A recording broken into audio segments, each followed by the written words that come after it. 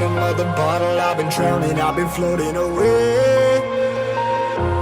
Every other dollar that I got in bed, I probably went. Halo teman-teman semua, para Bismania dan Bis Lover.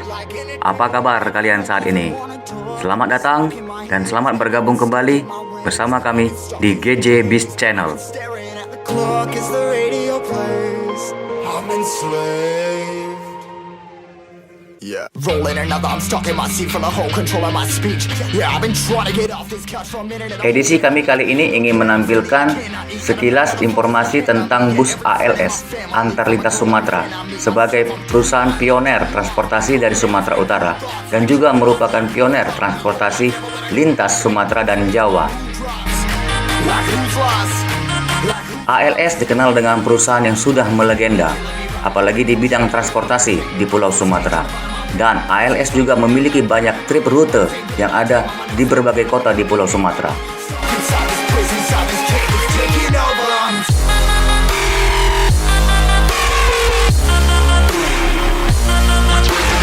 Oke, tanpa basa-basi lagi, kita langsung saja ke tayangannya. Saksikan terus tayangan ini hingga selesai.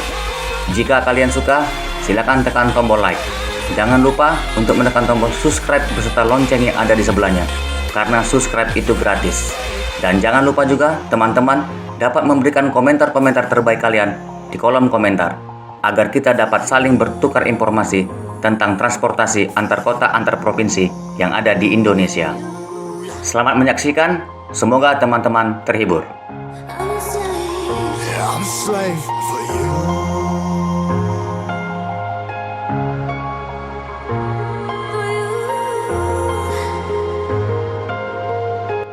Kesuksesan perusahaan bis Sibolbuali menjelajahi lintas Sumatera memberikan dampak yang positif terhadap perkembangan usaha jasa angkutan di Tapanuli bagian selatan. Sejumlah nama usaha jasa angkutan bus pun mulai bermunculan untuk mengikuti jejak sukses Sibolbuali.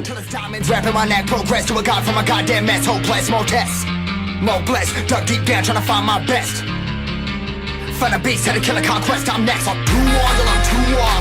Come down, make new thoughts, like jumping off of that rooftop. Hold my camera when I do nothing, make moves based on my mood drops. Perusahaan bus jarak jauh yang menjadi saingan pertama bagi perusahaan bus angkutan umum Sibolbuali di daerah Tapanuli Selatan adalah PT Batang Pane pada sekitar tahun 1962.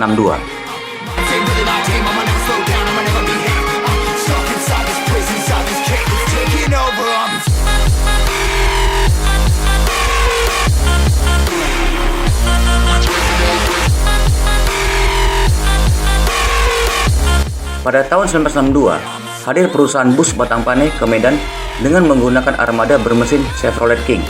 Waktu itu ada 10 unit bus perusahaan Batang Pane sehari sekali ke Medan dengan direksi pertamanya Nyonya Hindun Pohan.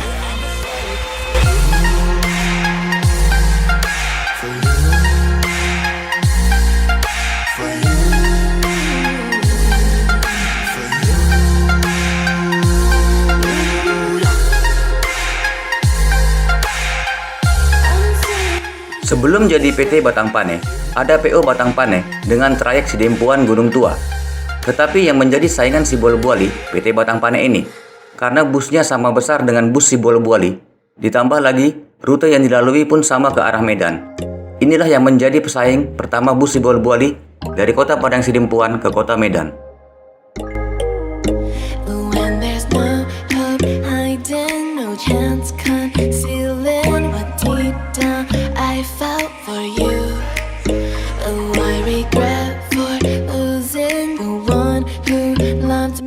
Lalu pada tahun-tahun berikutnya, muncul perusahaan ABS atau AEK Batang Gadis Sejati.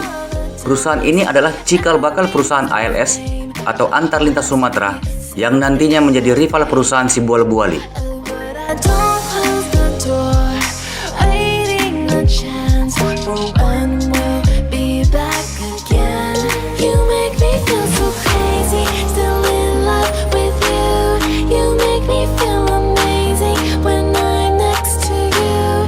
Keberadaan transportasi ALS dimulai pada tahun 1966.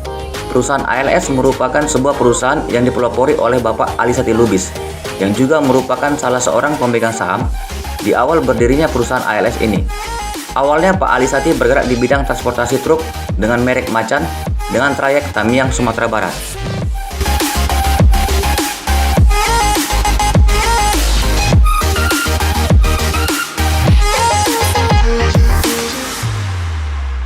When there's no hope loving for you who saw me before I knew who I PT ALS adalah salah satu perusahaan yang benar-benar serius mengikuti sukses Sibolga Buali.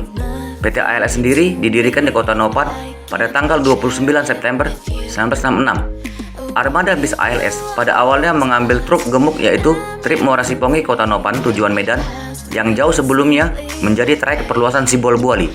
but I don't close the door, waiting the chance for when we'll be back again. You make me feel so crazy, still in love with you. You make me feel amazing when I'm next to you. You make Pak Alisati merasa telah bersatu jiwanya dengan kondisi topografi daerah yang banyak hutan tropis yang lebat. Akhirnya melakukan modifikasi mobil truk menjadi mobil karoseri penumpang dengan kapasitas penumpang 35 orang.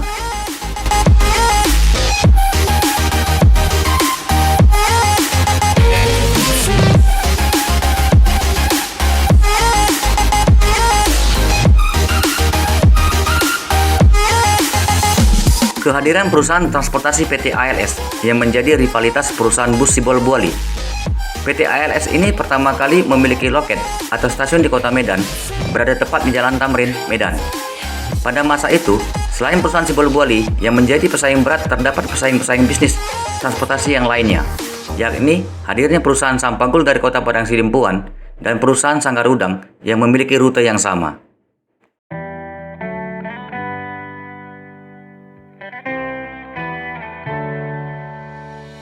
On my own, but I don't know why you hit the road. Saat perusahaan bus ALS memindahkan markasnya dari Kota Nopan ke Medan dengan trayek utama Medan Kota Nopan, ini sudah tentu secara langsung berusaha mencuri penumpang armada bus Sibolga Buali yang berasal dari daerah Mandailing sekitarnya. Cause I won't be there. I won't look back when you're around. I won't think twice when you are gone. Don't hesitate to call me back. Cause I won't be there. Pada awal berdirinya, PT ALS memiliki misi yaitu aman, lancar, dan sopan, dan memiliki moto bekerja bersama dan sama-sama bekerja.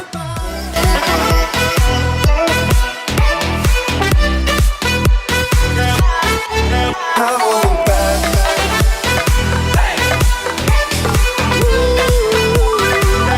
Cause I won't look back. Pada tahun 1972, PT ALS melebarkan jangkauan dengan membuka trayek di berbagai kota di Pulau Sumatera, seperti ke Banda Aceh, Padang, Pekanbaru, Jambi, Bengkulu, Palembang, dan Bandar Lampung. Dan akhirnya, bis PT ALS mendapatkan banyak pelanggan setianya di Pulau Sumatera. Realize that I never wonder what's the truth in your eyes. There's a light that makes me blush. Pada masa-masa itu, ALS sebenarnya sudah membuka trayek ke Pulau Jawa. Padahal saat itu belum tersedia transportasi kapal feri Roro untuk menyeberangkan bus di Selat Sunda, di mana pada saat itu PT ALS mampu mengajak kerjasama jasa transportasi lain untuk menyeberangkan penumpangnya. I won't think twice when you are gone. Don't hesitate to call me back. Cause I won't be there. I won't look back.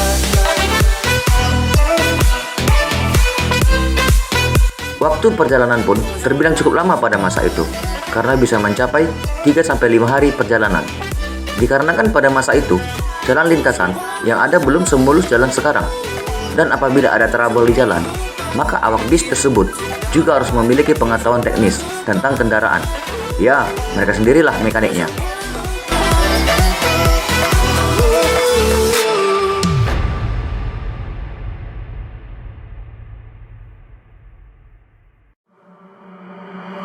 let it out.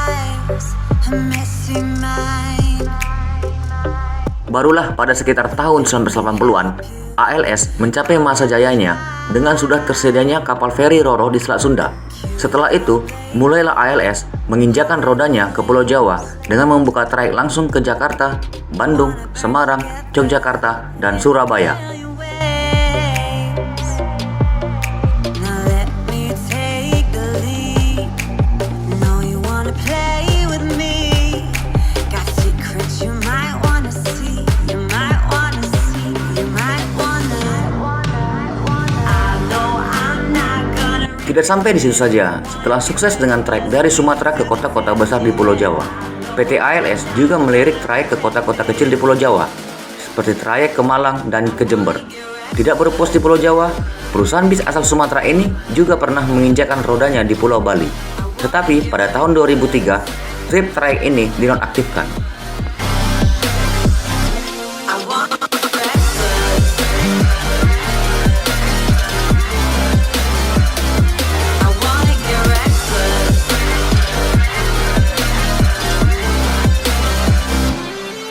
Pada masa jaya angkutan bis jarak jauh, ribuan kilometer jalan raya lintas Sumatera, baik lintas timur maupun lintas tengah, diramaikan oleh ribuan bis yang dikelola oleh ratusan perusahaan otobis. ALS dari Sumatera Utara dengan armada sekitar 400 unit bus merupakan raja jalanan di jalur lintas Sumatera bersama PM Todan dari Aceh, PO ANS dan PO NPM dari Sumatera Barat, serta PO Gumarang Jaya dari Lampung. You hate it. Now let me take the lead. Know you wanna play with me. Got secrets you might wanna see. You might wanna see. You might wanna. Dari segi armada, PT ALS berupaya terus memperbarui busnya. Adapun PT ALS sangat hati-hati dalam memilih model bus dari karoseri, mengingat jalur jalanan Sumatera yang menjadi trayeknya sangatlah menantang. Nah, untuk karoseri, PT ALS menggunakan jasa dari karoseri terkenal seperti Rahayu Sentosa, Adi Putro, Laksana, Tentrem, dan Cipta Karya. I know I'm not gonna regret this. Wanna get reckless, put you to the test, yeah. I know I'm not gonna regret this. Bis ALS juga dikenal dengan armadanya yang semuanya menggunakan sasis Mercedes-Benz. Hingga saat ini, saya sendiri belum pernah melihat armada bus ALS yang mesin dan sasis non-Mercedes, kecuali dulu ketika awal PT ALS mulai beroperasi menggunakan mesin-mesin buatan Amerika, semisal GMC, Chevrolet, dan Dodge.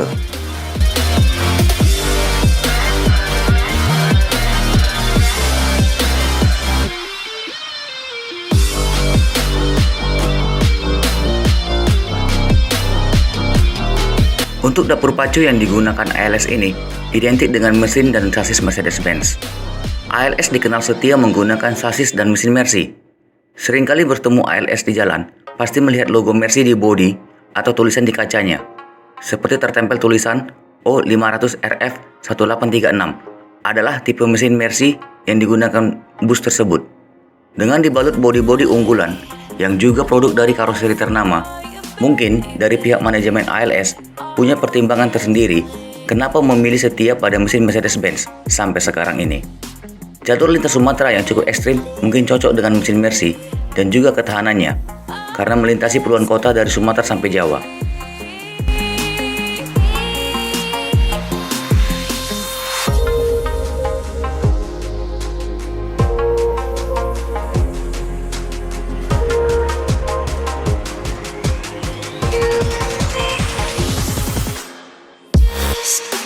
Ada keunikan di perusahaan PT ALS. Semua armada bis ALS ini merupakan titipan dan tidak ada pemilik tunggal dari seluruh bis ALS ini. Kepemilikan masing-masing bis dapat dilihat dari nomor pintu setiap bis. Misalnya, yang berakhiran angka 1 merupakan milik ketua dari PT ALS tersebut. Jika berakhiran angka 2, milik keluarga Haji Kolol. Jika berakhiran angka 5, milik keluarga Japar Kayo. Jika berakhiran angka 7, milik keluarga Raja Ali Lubis. Jika berakhiran angka 8, milik keluarga Abdul Wahab Lubis. Begitu seterusnya. You got it right this time. Nothing is out of line. You know I'm Untuk jalur ke Banda Aceh, ALS memang sudah tidak masuk lagi. Dikarenakan ekspansi PO asal Nangro Aceh Darussalam yang bisa dibilang gila-gilaan. Mereka kuat sekali dalam pengadaan armada terbaru, sehingga ALS kalah bersaing.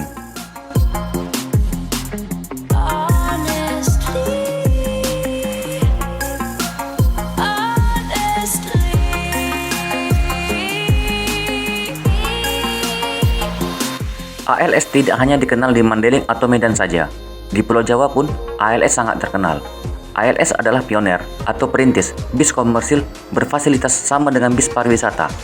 ALS lah yang pertama menyediakan bis patas atau cepat terbatas dengan fasilitas toilet dan smoking area dalam bis. ALS lah bis komersil pertama yang menyediakan kelas super eksekutif yang hanya berisi 20 orang penumpang. Tentunya tingkat kenyamanan yang paten. Hal itu banyak dicontoh oleh perusahaan-perusahaan bis yang lain seperti Lorena, Kramat Jati, dan lain-lain.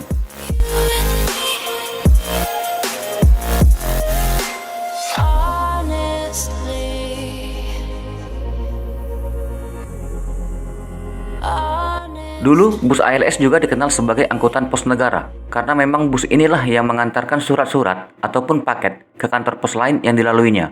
Karena pada masa itu, Pos Indonesia belum memiliki kendaraan operasional sendiri seperti sekarang ini.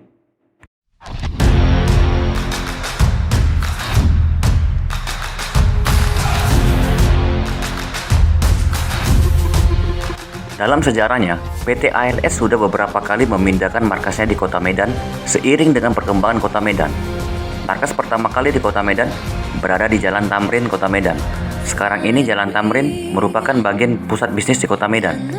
Dari Jalan Tamrin, PT ALS memindahkan markasnya ke Jalan Amaliun, Medan, tepat berseberangan dengan lokasi Masjid Raya Medan. Lalu dari Jalan Amaliun, pada masa tahun 1990-an, ALS memindahkan markasnya ke Jalan Sisingamangaraja atau markas yang sekarang ini.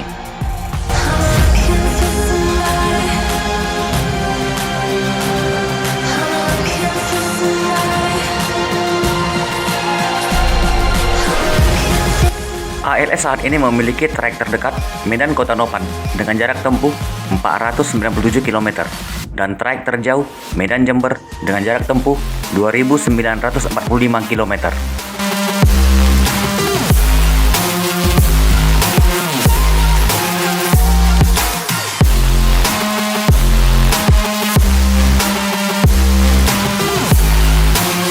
ALS yang dikenal juga dengan julukan si Raja Paket memang benar-benar membuktikannya. Ini dapat dilihat dari setiap bis ALS yang sedang melintas, pasti memiliki barang bawaan di atas bis yang menumpuk. Konon dengan paket yang dibawa saja, sudah dapat menutupi biaya operasional di jalan, seperti biaya pembelian bahan bakar. ALS juga dikenal saat ini dengan liverinya yang berwarna hijau lumut.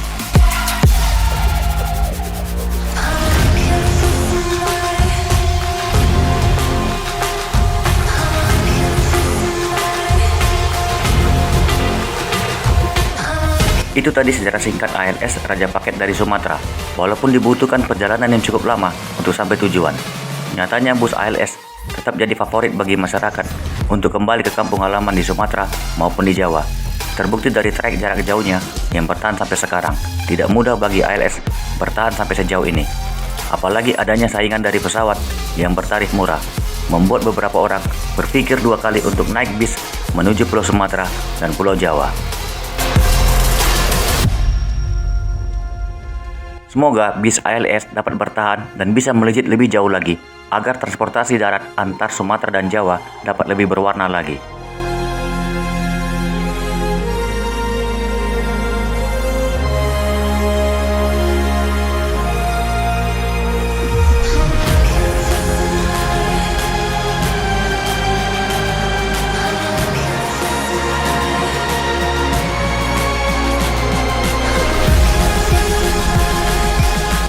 Baiklah teman-teman, sampai di sini dulu kebersamaan kita. Jika ada informasi kami yang salah ataupun yang keliru, silakan berikan komentar kalian di kolom komentar. Dan jika ada kata-kata kami yang tidak berkenan, kami mohon maaf. Terima kasih juga buat teman-teman yang telah bersedia menekan tombol like dan juga menekan tombol subscribe. Saksikan terus GJ Bis Channel. Akhir kata, kami ucapkan terima kasih.